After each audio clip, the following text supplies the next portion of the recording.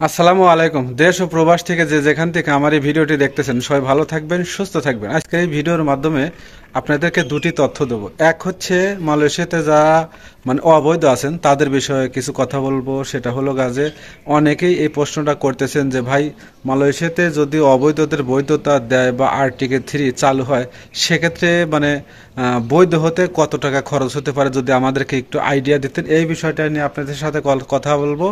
আর আরেকটা হচ্ছে Malaysia plantation. অনেক ভাই কমেন্ট করতেছেন যে ভাই, মেডিকেল করার কতদিন পর ভিসা লাগে। এই বিষয়টা নিয়েও আপনাদের সাথে কথা বলবো এবং শেয়ার করব।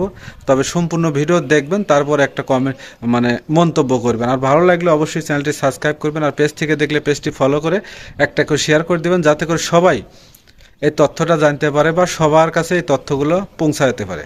তো মেন কথা হচ্ছে, আপনাদেরকে যেটা বলবো সেটা হলো যে মেডিকেল করলে কতদিন পর ভিসা লাগে। অনেকে আসলে এরকম ভুগতেছেন, যারা বাংলাদেশে আছেন, অনেকে মেডিকেল করছেন, কোনো ডকুমেন্টই পাচ্ছেন না অনলাইনে। ঠিক আছে, এরকম অনেক সমস্যাই হচ্ছে।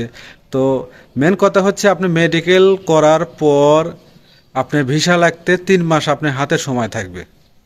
3 মাস হাতে সময় থাকবে। 3 মাসের মধ্যে যে কোনো এক সময় আপনার ভিসা লাগে বেরো আসবে।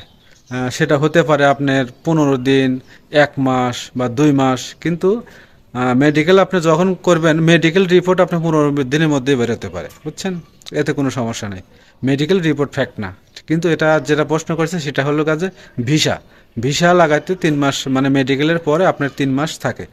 তাও সেটা হলো মেডিকেল রিপোর্ট আপনার যখন বের হয়ে আসবে, অনলাইন হবে, তার উপর বেসিস করেই কিন্তু আপনার ভিসাটা বের হবে, তাই না? সেক্ষেত্রে আপনাকে 3 মাস তো অবশ্যই দেবে। যারা এই কমেন্টটা করেন যে কতদিন পর ভিসা লাগে, আপনি 1 মাস পরেও লাগতে পারে, 2 মাস পরেও লাগতে পারে, তবে 3 মাস মেয়াদ থাকে।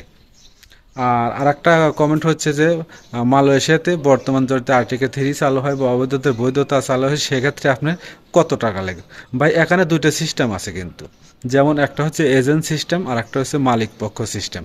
যদি আপনি যে কোনো একটা কোম্পানির নামে কোম্পানিতে কাজ করেন, বা ওই কোম্পানির কাছে যদি কাজ করার পরে ওই কোম্পানির নামে ভিসা লাগান, দেখা যাবে সেক্ষেত্রে যদি দুই রকম সিস্টেম আছে। অনেক বসে আপনি ফ্রি লাগা দেয়, 1 টাকাও আপনার কাছ থেকে নেবে না। 7,000 রিঙ্গিত লাগুক আর 8,000 রিঙ্গিত লাগুক। আবার এমনও কিছু বস আছে, দেখা যাচ্ছে 8,000 যদি রিঙ্গিত লাগে, সেক্ষেত্রে আপনাকে কি করবে, 4,000 রিঙ্গিত ওই বস দেবে, আর 4,000 রিঙ্গিত আপনাকে দিতে হবে। এবং দেখা যাচ্ছে যে মাসে মাসে 300 বা 500 করে এরকমভাবে কিন্তু কাটে নেবে। আর আরেকটা আছে এজেন্ট। আর এজেন্ট বিষয় যদি আপনি লাগান, 7,000 রিঙ্গিতও লাগতে পারে, 8,000 রিঙ্গিতও লাগতে পারে। সেটা আপনার পুরাটাই নিজেকে দিতে হবে, সম্পূর্ণ বহন করতে হবে। শুধু ওই এজেন্ট আপনাকে বছরে বছরে ভিসা লাগা দিবে। তাও আবার দেখা যাচ্ছে বর্তমান শেষে সিস্টেমে 4,500 থেকে 5,000 টাকা প্রতি বছর আপনি ভিসা লাগাইতে খরচ হবে। তাহলে আপনি পাসপোর্ট আপনার কাছে রাখতে পারবেন। এজেন্টের কাছে লাগালে একটা সুবিধা, পাসপোর্ট আপনার কাছে রাখতে পারবেন, এবং যে কোনো জায়গায় ভালো কাজ দেখে আপনি কাজ করতে পারবেন। আর যদি কোম্পানির নামে থাকেন, তাহলে ওই কোম্পানিতে আপনাকে কাজ করতে হবে। কিন্তু কোম্পানি দেখা যাচ্ছে যে ভিসা লাগানোর পরেও পরবর্তী যে ভিসাগুলো লাগাবে, 1 টাকাও আপনার কাছ থেকে নেবে না। ওটা কিন্তু ফ্রি, বছরে বছরে আপনাকে ভিসা লাগাই দিবে।